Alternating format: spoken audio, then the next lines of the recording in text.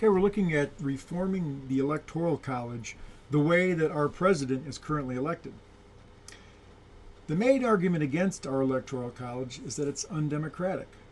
We're supposed to have a democracy, but in 3 U.S. elections, the candidate that received the most votes from the American people did not win the presidency. Most recently in 2000, as pictured here, Al Gore got more votes from the American people than George Bush, but George Bush won the presidency 271 to 266 because of our Electoral College. So how can it be changed?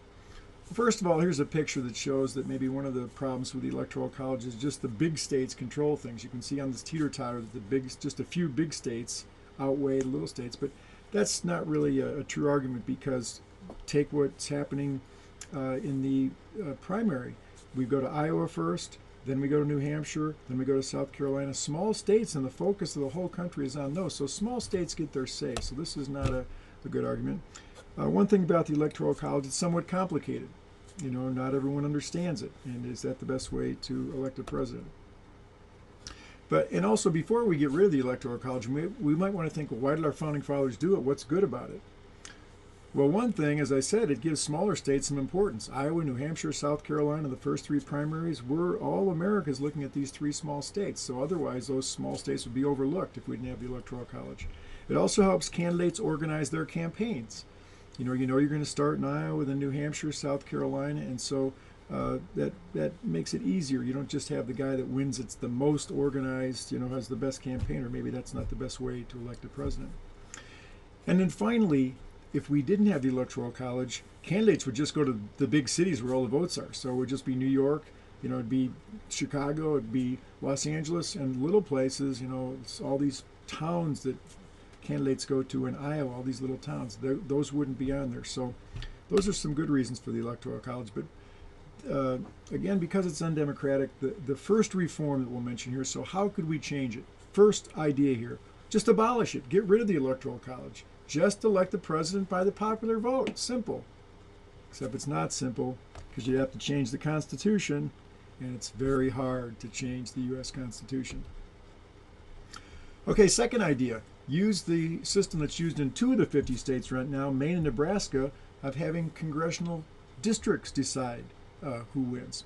So if you look at the map here, you can see in Nebraska, which has 5 electoral votes, you got little circles around 1, 3, and 2. One candidate won one district, so he gets 1 vote. One candidate won 2 districts, and one won 3. So that way, instead of the winner taking all, you get 5 electoral votes because you won. Everybody gets a little piece based on how much they won.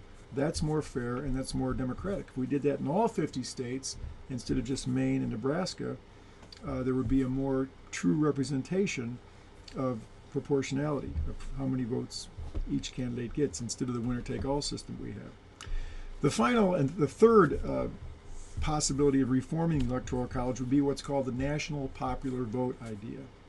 In this way, right now you can see the red and blue states. This was the last election. Romney won the red states. Barack Obama won the blue states. And so the electors from those states, the electors in the red states, voted for Romney when they went to vote. The electors in the blue states, where Obama won, they voted for Obama. But if you just had all the electors agree, hey, when you cast your votes for whoever won the popular vote. That way, all 50 states would all vote for the same guy. If they all agreed, instead of voting for the guy that won your state, vote for the guy that wins the country. That's the third and final reform we're suggesting here. But let's face it, reform's probably not going to happen, because the system we have sort of works, and it takes so much energy to change it, it probably won't change. But it's still good to understand how maybe you could reform the Electoral College.